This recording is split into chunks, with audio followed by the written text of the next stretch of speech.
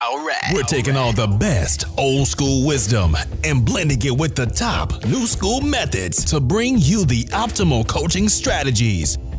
This is the 80-20 Baseball Podcast with Coach Bo. Welcome, 80-20 Baseball community. Coach Bo here with you. Welcome to today's episode, this week's episode. In this episode, we will talk about mound height. We will also talk about an incident that happened with a coach that resulted in the coach getting banned for life, and we'll definitely talk about what we can learn from that. We're going to talk coaching practice gear. Coaching practice gear. I have a coaching quote of the week that we will briefly break down to see what we can learn to up our coaching game. And Coach Sarancic, Adam Sarancic, who was on this podcast a while back, I came across one of his articles titled, "Why Should Coaches Coach?" written in the Inside Pitch magazine. And there's a couple things in this article that we can definitely learn from, use to be better coaches. Now, before we dive in, I'd like to encourage everyone to leave a rating, a review for the podcast. I don't run advertisements on here. We're in our 5th year. I haven't used this podcast to sell any products. But a good way to give back and just to share the message is to send it out to a friend. Send the link to the podcast. Share it out with a friend or family member and leave a quick rating or review. That would be much appreciated. I love being here each week with all of you here in the 80-20 baseball coaching community. Speaking of 80-20 community, I received a handful of nice emails with regard to last week's episode when I brought up a longtime friend of mine is sick, still sick. We're crossing our fingers. It doesn't look good, but I appreciate those emails. While my coaching game has definitely evolved, improved greatly over the years, my priorities with coaching, the purpose of coaching, I've gained a lot more clarity on that, a crystal clear picture of a coach's purpose and the path to take to get there. But something that's right up there in terms of improved clarity, seeing it much more clearly, are the priorities in life: family, health, close friends, relationships, interactions with people. And I appreciate those connections that I've made with a lot of you over the years.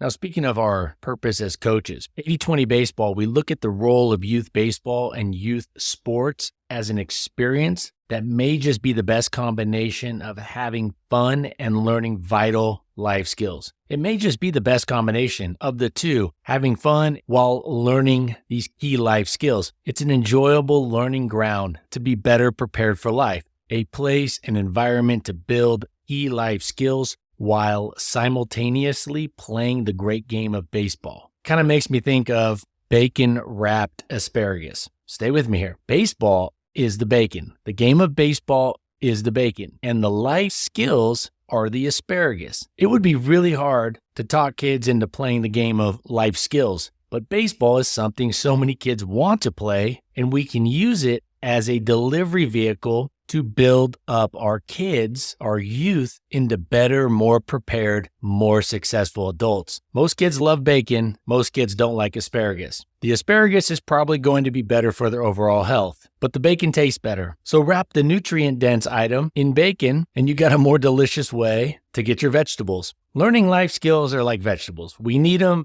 We don't want them. Baseball is like bacon. So we're taking a fun game and using it to build up our kids into more prepared adults. Speaking of which, I was talking to my wife recently, and we had this long discussion about people in our lives. As we've now worked our way into our 40s, we've started to see a commonality amongst those people in our lives that have become better prepared adults with the fact that they played sports growing up. And we were discussing this commonality that we see with the people in our lives and how prepared they are as an adult, how prepared they are for being an adult, the responsibilities, accountability, being a hard worker, taking some criticism, etc. And we're seeing the connection between that and the amount of sports they played growing up. So maybe a thought experiment that you could do when you get some free time, think about those people in your life and see if there's a commonality with how prepared they've shown themselves to be, how well prepared they are to be an adult, parent, to be good at their job, run a business, how they take feedback, and see if there's a connection there with them playing team sports or sports in general growing up.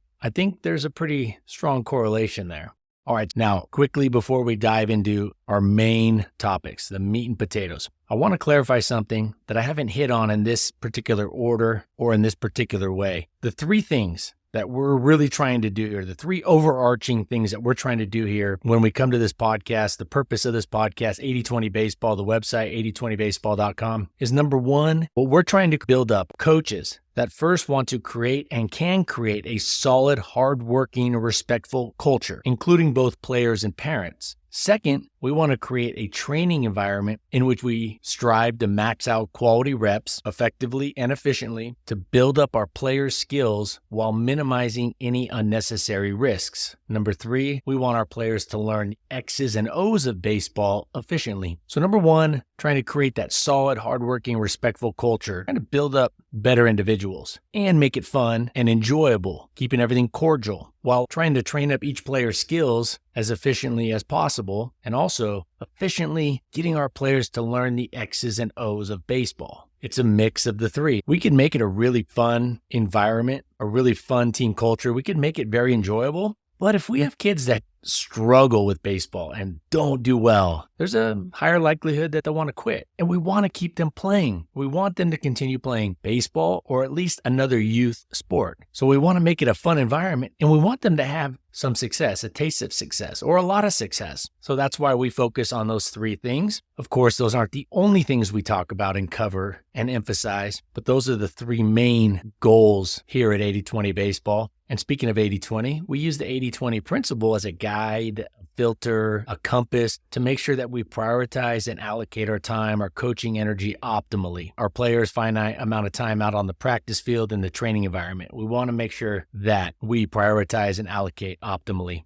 All right, let's dive in here. Mound height. I got a question recently from a listener about mound height. And essentially the question was, Coach Bo, what are your thoughts on having a flat mound for youth baseball or a tall mound? Or what's the impact of a mound and its height, specifically the height of the mound, on arm health, injury risk? Now, the mound height debate is a tough one. Keeping it low, keeping it flat, or having no mound, or keeping a lower mound, say a 4-inch or 6-inch mound. There's some pros for that. Helps build more confidence because it's easier to throw strikes when the pitcher has more dynamic balance. It's easier to stay balanced when the slope isn't as steep. A steep slope creates more issues staying balanced. Along those same lines, it reduces injury risk because the pitcher has more stability. We can reason this out. If a pitcher has better balance while they're going through their pitching delivery, that in all likelihood is going to reduce some injury risk because the pitcher has more stability throughout the delivery. I know people could disagree on this, and I think the mound height is just one of many things that factor into arm health and injury prevention. I'd like to see at the youth level, those first few years of player pitch, there be no mound. That doesn't mean pitchers can't get work in on the side in their practice environment, pitching off a mound. Another issue that comes with the mound, or is more frequently seen when there's a mound involved,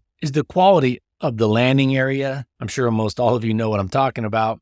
Baseball mounds, those that aren't like an artificial mound, those done with real dirt, real clay, they're hard to maintain. And those holes where the foot strikes or the foot pivots and drags on the backside, those can cause some issues. And I think it all revolves around trying to throw a baseball, trying to throw something overhand, trying to sync up the timing and also the stability of the legs. You want a stable foundation, and I think some of these issues with the mound can make that harder. Now, I'm not saying leagues should get rid of mounds, and I wanted to talk about this because we all can be the voice for a better youth baseball environment. I think it's something to consider. I think this is something we should throw out there. Of course, it's fair for both teams if both teams are pitching from a flat surface. Taking it one step further, I'd like to see even high school and college and Major League Baseball bring those mounds down a little bit. Now, there are studies out there that show opposing results, conclusions, but all the studies I've seen on mound height affecting pitching injuries and arm injuries, they're not good, aren't designed very well, have a lot of validity issues. So I'll put it at this. Rationale and reasoning lead me to believe that a shorter mound with less of a slope will result in fewer arm injuries over time because it's easier for pitchers to control the delivery, thus having a more consistent release point on time. Steeper slopes, steeper mounds, they make it harder to maintain dynamic balance. So not only do I believe shorter mounds will reduce arm injury risk. Again, not prevent it, but reduce it. How much? I don't know. But I do believe just reasoning out, an athlete that has more stability is probably going to be healthier, is less likely to get injured. So stability for an athlete, especially from that lower half, I think it also allows the pitcher to sync up their kinetic chain, the movements through the kinetic chain better. They're not at the mercy of gravity pulling them down or the lack of strength, keeping them from falling fast or moving faster than they need to. They can control the momentum down the slope a little bit more. So I thought this was an interesting topic for those of you out there. There's a lot of factors for arm health. The 4 things that I talked about last week in my arm injury prevention checklist, the main 4, of course, there's more. And those main 4 last week that I talked about, you can go back and listen to that if you haven't already. Just something to keep in mind if you have a say in your league. Flat ground pitching is something that can be done during practice to get more reps in, and in all likelihood, reduce the stress level on the throwing arm. Now, the challenge of pitching in practice on a flat ground and then trying to go out in a game and pitch off a mound is that it's, of course, different. And there's going to be some timing issues. The back leg, the hinge is going to be different. The demand on the front leg, the stabilizing leg, the stride leg, it's going to be different. It's going to be called on more. There's going to be more demand on the front leg pitching down a slope off a mound than there is on a flat ground. Just something to consider. I thought it was a good question, and that's my 2 cents on it. At the end of the day, it's more important that kids get some rest from pitching, that they're gradually on-ramped before the season, that pitch counts are consistently tracked and monitored even during pitching lessons and bullpen sessions, and that the pitcher gets those hips, those glutes, their legs, their core involved more, and has the lower half generating the majority of their momentum toward their target, towards the glove, towards home plate. And that's more important than the mound height, but it is something that we should think about if we really want to optimize the environment for youth sports. All right, so there was a high school coach in the Boise area that has been banned for life from coaching. Now, it's a wrestling coach. Now, there's a couple things to learn from this. So it's a JV wrestling match. The coach is right along the side. One of the 2 wrestlers on the mat happens to be his kid, his son, and the opponent, the other kid, looked to be doing a chokehold or looked to go in for a choke. And I'm not an expert on wrestling by any means. I'm learning a lot about jiu-jitsu, going to jiu-jitsu practices a couple times a week with my kid. But from what I understand, the move that was going down, that was being applied, was against the rules and dangerous. Most of the people in the comments on the videos that I saw said that that was in fact illegal and a very dangerous move. So the coach is coaching his kid at this wrestling meet, and he sees the opponent do an illegal move and a dangerous move. I'm sure he saw it as a dangerous move, and he started to yell to the ref, hey, he's in a choke. He was pointing like, hey, look. And the ref is this older guy who's easily 75 pounds overweight. And the ref, one, looked like he was caught off guard and not really seeing it. And the ref was a little slow to react. Not in a great position, it looked like, to see what was going on. Or maybe thought there wasn't anything going on wrong. So the coach bear crawls quickly out and pushes away the other kid, trying to get him off his son. Now, the article that I saw was titled, Youth Coach Banned from Coaching Sports in Idaho for Life for Punching Athlete. Talk about clickbait. Now, here's a couple things to keep in mind. You guys can go and look it up. Look up Idaho wrestling coach banned for life. There's videos on YouTube. You can see what I'm talking about. It didn't look like he did very much, but I definitely don't think he handled it perfectly, but I definitely don't think he should be banned for life for what he did. He's not going to miss that little paycheck that he was getting as a JV wrestling coach. A side story on the coach, he's a founder of a $1 billion company, and he wrestled at Boise State. He seems like a really nice guy. He's definitely not going to be hurting to put food on the table, but they said that he's banned from going to any high school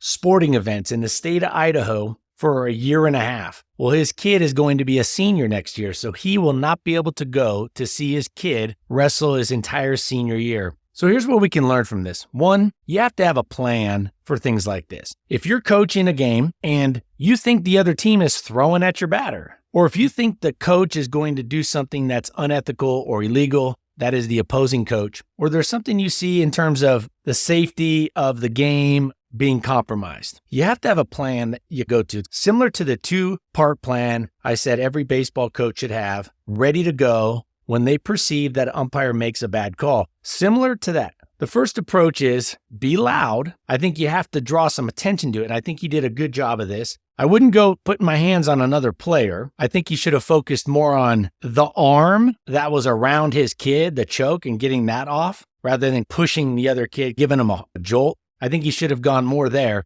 First, I think you have to be loud to draw some attention to it. You have to have some conviction so the umpire takes you seriously. Now, you don't want to get things riled up any more than you have to. You don't want to get the other coach in some kind of attitude to fight. If you truly believe that somebody on the other team or another coach is doing something that is a blatant safety risk, you need to have some conviction on that. You need to have some conviction with your message. That doesn't mean you can't be open-minded to hear out another angle, another side of it. But this coach is banned for life from coaching, and he's not going to be able to go and watch his kid wrestle again in high school. And I think he could have avoided this and still got the same result. And as coaches, we have to speak up for our players. All right, we have to speak up. We have to protect our players. So I think being loud about it, having conviction, so the umpire can clearly see that what you're talking about is important. Avoid making contact with the other team, other coaches. Just get your players and get them out of there. If you think the referee won't uphold something you perceive or any reasonable person would perceive as something that's not within the rules and an injury risk, then you just say, we're not going forward with this. We're out. Now, of course, we never want to be quitters. But in this case, removing your team from an unsafe environment or situation is not a bad idea. If you have another coach that's getting heated, I highly recommend taking your team and leaving. If you feel like a coach on the other team is past that level where they should be, don't hesitate to get your team and leave. It's not worth it. Now, what I think this wrestling coach should have done is instead of walking away afterwards like he was kind of guilty of something, I think he should have stayed in there. I watched the video from two different angles. I don't think there was anything he should have been walking away feeling guilty about. When you see one of your players, in this case his own kid, getting choked out, or the perception is that he's getting choked by a move you deem as not legal. And again, this is a coach who wrestled in college at the Division I level, so he knows wrestling. You have to say, ref, that kid needs to go. That kid's choking out people here. He's got to go. My message here is don't go on the defensive if you really truly believe that you're just protecting your players. At the end of the day, you can be open-minded to hearing both sides, but if you feel like there's an immediate safety issue, have some conviction, be loud, do not fight anybody, do not get angry about it. Be productive. It's not about anger. It's not about fighting. What I'm talking about here is getting the result you need, and that is for whatever to stop and for whoever needs to be removed from the game or the event, the match, get them out of there. If that means moving your team, your players out, then that means getting them out of there. The result is you want it to stop. Now, if it doesn't stop or you don't feel like it's going to be prevented moving forward, that's when you remove your team from the game. Go get some pizza, go to the trampoline park. If it's a summer day, go set up the slip and slide at somebody's house, cook some hot dogs, improvise, have something ready to go. So this wrestling coach, banned for life, and I think it could have been avoided. One, I would have only grabbed the arm of the opponent that was wrapped around his kid's throat and got that out of there. I wouldn't have gone for the push. They labeled it a punch. It wasn't a punch. It did have a little bit of an offensive look to it. I would stick to more of a defensive approach. Then I would tell the referee, he needs to go. If you feel like he clearly broke the rules in a way that was unsafe, you can say, he's got to go. He's got to go or we're done. I've said to umpires like, hey, if you don't keep the kid safe, you need to stop umpiring. And I'm going to bring it up with the league that you get fired from umpiring because you're not keeping the kids safe. Now, this was more at the high school level where some coaches were teaching their players to play dirty. And I've said, hey, we can't have that. So the main message here is, coaches, have a simple game plan ready to go if you see the other team doing something that's unsafe or putting your players in an unsafe situation or position. Have something ready to go. Fighting, arguing with the other team, the other coaches, yelling at the other coaches, that's not the answer. Being firm and raising your voice to get the umpire, the referees to pay attention, to know that you're serious, that's one thing. I wouldn't put your hands on an opponent, player, or a coach. I would stick to getting your players away, your player away from that situation. And then I would go on the offensive with my message. I would say, hey, we're out of here if you don't clean this up. If this doesn't get cleaned up right now, we're gone. We're not putting up with this dangerous play. Now, I know at the lower levels, this isn't something that really comes up, but you start to see some of these things in youth sports that should be addressed. And I think we need to have a game plan for that ready to go. The most common one is the coach on the other team starting to become aggressive, maybe towards the umpire or towards your coaching staff. Have to have a game plan for that. Hopefully nothing ever happens. And you know what? Most likely nothing will ever happen, but have a 2 or 3 step approach ready to go. And I think catching it before it gets bad is the best thing to do. Now, in this story, it happened really quick. But if you see an opposing coach starting to get heated, you may go mention to the umpire, hey, if he gets any more heated, we're out of here. And just say, there's no place for this. It's well outside the league's sportsmanship rules and expectations. I think you just need to be proactive. This makes me think of a video a few months back from one of my really good friends. And he sends me a video of him at a sunglass hut. And somebody's videotaping him on a cell phone. Now, he does commercial real estate, so he owns this shopping mall. And it's got a sunglass hut. And these two girls were trying to rob the sunglass hut. Well, he was around the corner with his HVAC guy. They're working on the HVAC and he hears this go down and he gets over there and he goes in and he closes the door and shuts it behind him and tells his workers, don't let him out. I'm going in. Now, my buddy's 6'2", about 210, works out, had a Division I football scholarship, played football basically since the time he was in diapers. He wasn't afraid of these girls, wasn't afraid of what was going to happen. These two girls, now let me back up. They weren't robbing it with a weapon. They were doing a smash and grab. I apologize. So they're doing a smash and grab. These two girls are doing a smash and grab. They're like 20 years old. There's two of them. They're doing a smash and grab. So he gets in there. He shuts the door. He barricades them in. There's no back door to the place, so he knows they can't leave. He wants to hold them in there until the cops come. Well, they start trying to push around him, and they say, you can't do this, and he pushes them back, and they say, you can't touch me, and that's when he went on the offense. He did what a lot of people don't do in today's world. A lot of people would have gone on the defensive, like, hey, please. He just raised his voice so loud that they couldn't be heard, and he started yelling at them about, you don't rob from people, you don't take from people, you don't do this.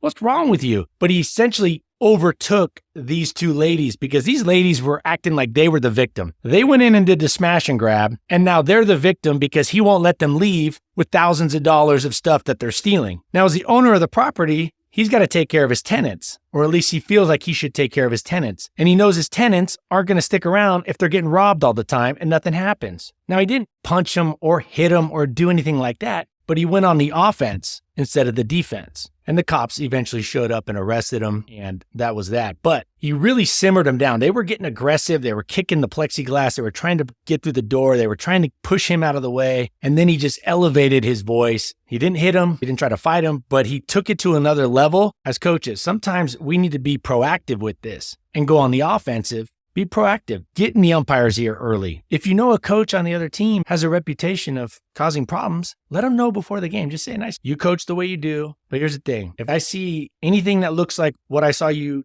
do last week against that team or against us last time, we're going to leave. We're not going to say anything. We're just going to pack up and go because there's no time and place for that. So there needs to be some kind of game plan. How you're going to handle it. How you can de-escalate it proactively. All right. Coaching practice gear. Stopwatch that goes around your neck. Clipboard with a leash/lanyard that has a pen on it. And a backup pen somewhere you can go grab if you need it. So a stopwatch that goes around your neck. A clipboard with the practice plan on it. With a pen or pencil. If you're going pencil, go mechanical pencil that's loaded up with lead. That's connected to a lanyard/leash. The third piece of gear I recommend all coaches have is a fungo. A fungo is ideal. Use a metal fungo if you think you may have trouble finding the barrel. You're hitting ground balls and fly balls with the fungo. It gives it an authentic spin off the bat rather than just throwing ground balls and throwing fly balls. Hitting it with a fungo is ideal. It's better than using a machine. I know some coaches will use a pitching machine to do this, but the fungo will give a much more realistic spin. Plus, it's more fun to hit with a fungo as a coach. It is a skill that you need to develop as a coach, hitting with a fungo. And if you're not sure you're going to be good at finding the barrel, stick with a metal fungo bat. If you don't feel comfortable using a fungo bat, which are longer, skinnier bats, you can just use an old bat. Just use an old bat. I'd be careful using one of the kids' bats, just in case something does happen to it. Bats aren't cheap these days, but maybe an old bat that nobody needs anymore, that would work. The only recommendation with that is keep it light. You don't need that big bat that you used to swing when you're playing fast pitch adult baseball. Get something that's a little lighter because you're thinking hundreds of reps possibly in a practice that you're going to be using that bat for. So an old bat, I would just keep it on the light side. There's also things like a fungo racket. They sell these fungo rackets. The trade-off there is it won't have as true a spin as a baseball bat. So there is that option, but ideally a fungo baseball bat. Fungo that allows you to hit ground balls at scale, fly balls at scale. An old bat would work. Just remember, keep it light. or one of those fungo rackets. Of course, there's some trade-offs when you start getting away from using a round bat. And the fourth thing, a glove.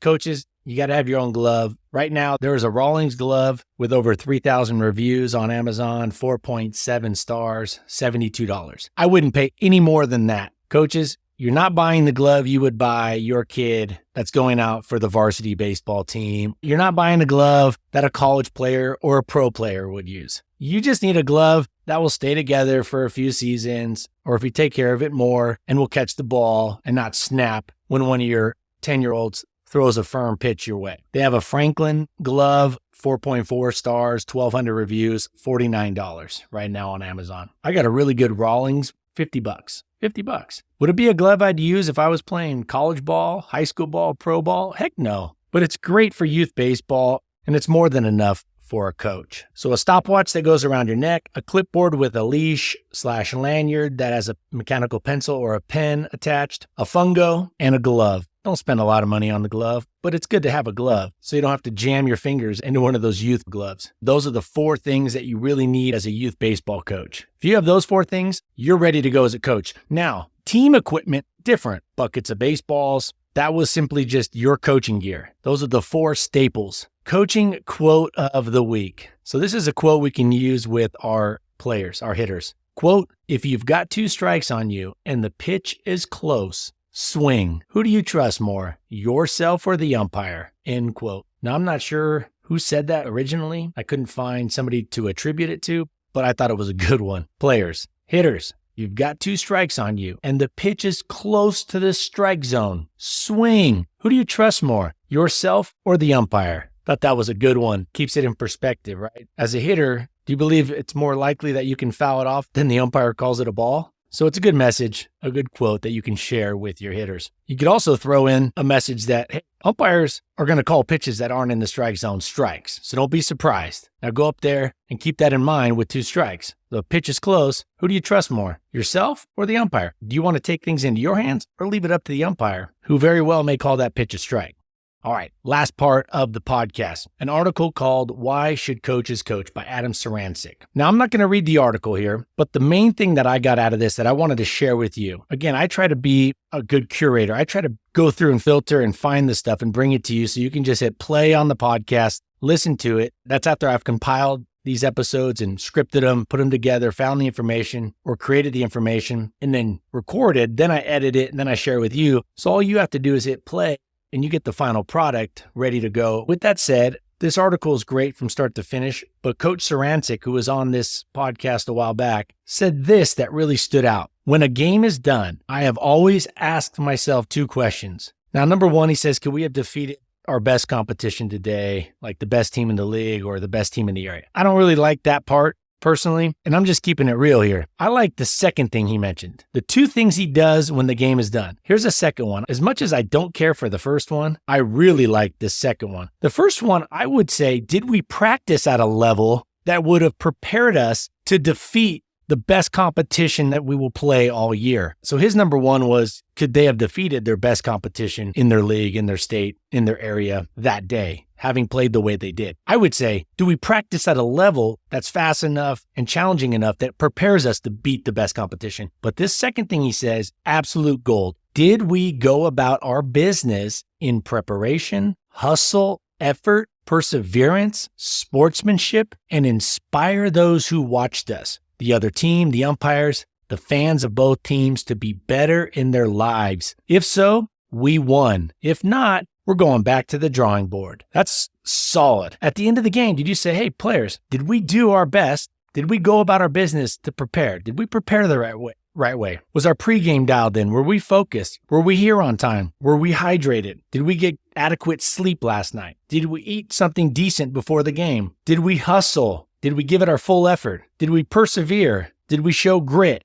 Did we show sportsmanship? And did we leave those watching, the umpires, the other team, the fans, did we leave them inspired? Were they impressed with our sportsmanship, our hustle, our effort, our grit, our perseverance? Yes or no? If so, Coach Sarancic says they won. If not, take it back to the drawing board and get better. I think that's a much better way to assess the outcome of a game with your players. The controllables that are not just connected with the scoreboard, but connected with the way we're going to go about living the rest of our life. So I really like that message that came from the Inside Pitch article by Coach Sarancic. And if you haven't listened to his interview from a few months ago, highly recommend you go check that out. Tons of great ideas, thoughts, information in that interview. Next week, I'm going to talk about how to leverage the talent, the skills, the knowledge around us as coaches, how to better leverage it so we can have more success, have bigger gains with our team, with our players, with the team culture, while minimizing or not overburdening ourselves as, say, the head coach or the manager of the team. So we're going to talk about how to use levers,